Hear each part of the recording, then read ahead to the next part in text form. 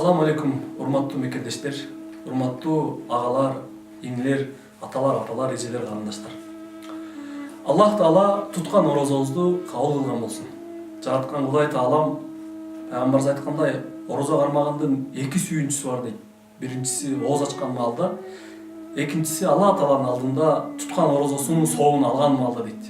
Кудай Таалам дагы ошол хадисте айтылгандай, ошол эки сүйүнчүнүн экөөнүн тең жашаткан жашообузда акыретибизде көрсөткөн болсун.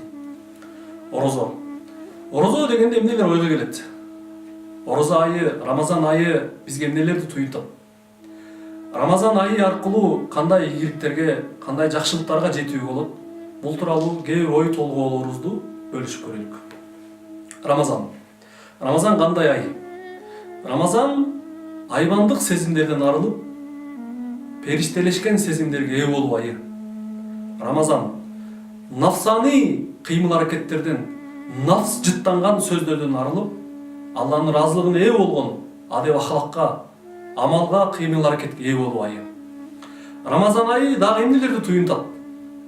Рамазан айы пайгамбар алейхиссаламдын сүннөтүнө, жашоосуна ылайык.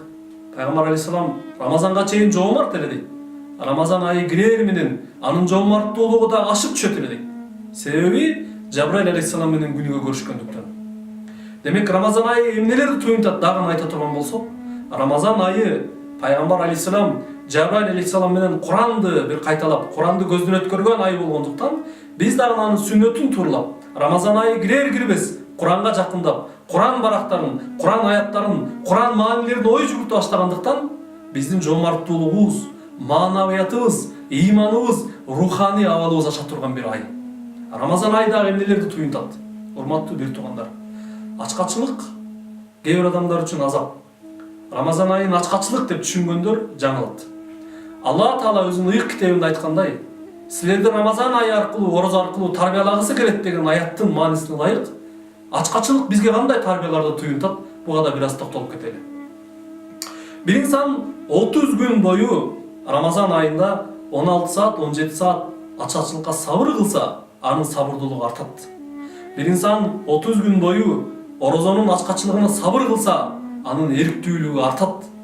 Рамазан айындагы 30 күндүк орозонун ичиндеги ачкачылык нафсибизди алсыратат. 30 күндүк ачкачылык шахаватыбызды алсыратат. 30 күндүк ачкачылык денебиздеги нафсани акыбалыбызды бир чекеге түртүп, руханий абалыбызды, руханий маанавий деңгээлибизди көтөрөт. Урматтуу бир туугандар, келиңиздер, Кудай Таала жараткан Аллах Таала өзү көрсөтүп жаткандай, орозо аркылуу бизди тарбиялагысы келген улуу Аллах Тааланын буйругуна ылайык, Рамазандагы ачкачылыктын керемети, фазилети менен өзүбүздүн руханий абалыбызды тарбиялаганга аракеттенелик. Ушул жерден бир ой жүгүртүп көрсөк, курсагы ток адамда нафсы күчтүү болот. Нафсы күчтүү болгон адамдын шахаваты күчтүү болот. Нафсы шахаваты күчтүү болгон адамда текеберденүүсү дагы жандуу болот. Текеберденүүсү жандуу болгон, дайым актив кармаган адамда жаратканынан алыстоо стандарттары, алыстоо кадамдары дагы жандуу болот. Келиңиздер, ачкачылык менен нафсибиздин кислородун бубайлы.